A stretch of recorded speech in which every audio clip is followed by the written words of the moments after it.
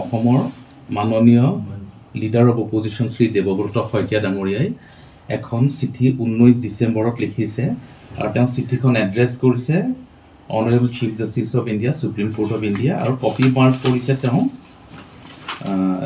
The honourable governor of Assam, the honourable chief minister of Assam, chief secretary Assam and chairman of bar council. এই চিঠিখন মোৰ হাততো আহি পৰিলে, যিহেতু অসমৰ মাননীয় মুখ্যমন্ত্ৰী অফিচলৈ আহিছিলে চিঠিখন। চিফ মিনিষ্টাৰ্ছ অফিচে মোলৈ এইখন দিলে আৰু মোৰ ক'বলগীয়াখিনি তেওঁলোকে জানিব বিচাৰিলে।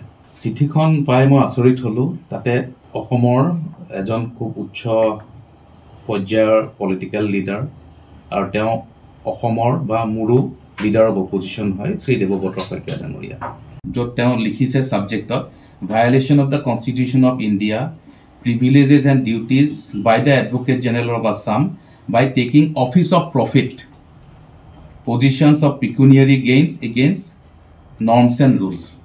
So gote foundation to eter nai. So hekarne moi asha korim tekhete ei চিঠিখন withdraw কৰি লব লাগে বা তেখেতৰ এডভোকেটৰ ওচৰত পুনৰ যাব লাগে, গৈ পেলাই বস্তুটো ক্লেৰিফিকেশ্যন লৈ পেলাই তেওঁ ইয়াৰ ওপৰত এটা ক্লেৰিফিকেশ্যন তেওঁ মিডিয়াত দিয়ক বা যিসকল ব্যক্তিলে তেওঁ এই চিঠিখন লিখিছিলে তেওঁলোকলে ইয়াৰ ক্লেৰিফিকেশ্যন এটা দি পঠোৱা উচিত।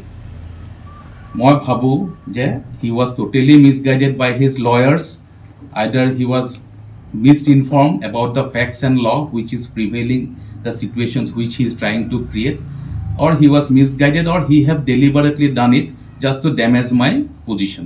Advocate General ক্ষেত্ৰত অফিচ অফ প্ৰফিটৰ কোনো কণ্ডিশ্যনে নাই। তেওঁলোকে এটা কিবা ৰুল 48 এটা আনিছে, সেইটো এপ্লিকেবল নহয় এডভোকেট জেনেৰেলৰ লগত। চ' বেছিক ক্লেৰিফিকেশ্যনছখিনি লৈ ল'ব লাগে। মই আপোনালোকক মিডিয়াৰ আগত লিগেল এডভাইচ বা লিগেল অপিনিয়নো নিদিওঁ, কিন্তু মই এটাই ক'ব খোজোঁ যে গোটেই চিঠিখনৰ আধাৰটো ভুল, অবাস্তৱ, কনকক্টেড উইথ এ মটিভেশ্যন এই চিঠিখন লিখা হৈছে আৰু এইটো পাব্লিক ডমিনত ঘূৰাই দিছে। হয়তো মোৰ পলিটিকেল কেৰিয়াৰটো মোৰ নাই, কিন্তু মোৰ স্পৰ্টছ এডমিনিষ্ট্ৰেশ্যন যিটো কেৰিয়াৰ আছে তেওঁ হয়তো আশা কৰা নাই যে মই BCCI বা ICCত থকাটো বা অসম চৰকাৰৰ হৈ পেলাই মহাধিবক্তা হোৱাটো হয়তো আশা কৰা নাই, কাৰণ ডেইলি মোৰ কোৰ্টতটো মই যিখন চৰকাৰৰ হৈ পেলাই আছোঁ সদায়তো মোৰ ডিবেট চলিয়ে থাকে অপজিশ্যন পাৰ্টিৰ কেছবিলাকৰ লগত। চ' তেনেকুৱা হ'বও পাৰে, কিন্তু মোক টানি অনাৰ কাৰণে মই যথেষ্ট দুখিত। আৰু এই ধৰণৰ কথা হ'লে কি হয়, সদায় কণ্ট্ৰভাৰ্চি এটাত মোক সোমাই দিয়া হয়, যিটো মই নিবিচাৰোঁ।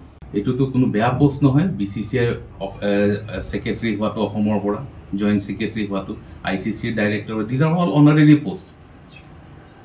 তেনেকুৱা এটা মই আপোনাক প্ৰায় 1000 মানুহৰ নাম দি দিম যি পলিটিকেলি MP, MLA, মিনিষ্টাৰ হৈ থাকে আৰু BCCIটো ছেক্ৰেটাৰী হৈ আছিলে, প্ৰেচিডেণ্ট হৈ আছিলে, শাৰদ পাৱাৰৰ পৰা আৰম্ভ কৰি কিমানৰ নাম ল'ম।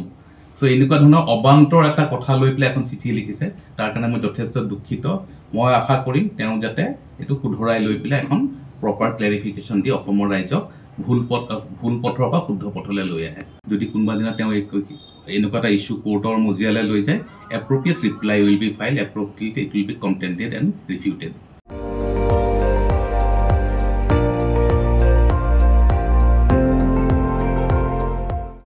আপুনি চাই আছে ND24, সৰ্বশ্ৰেষ্ঠ নহয় সৰ্বোত্তমৰ দৌৰ।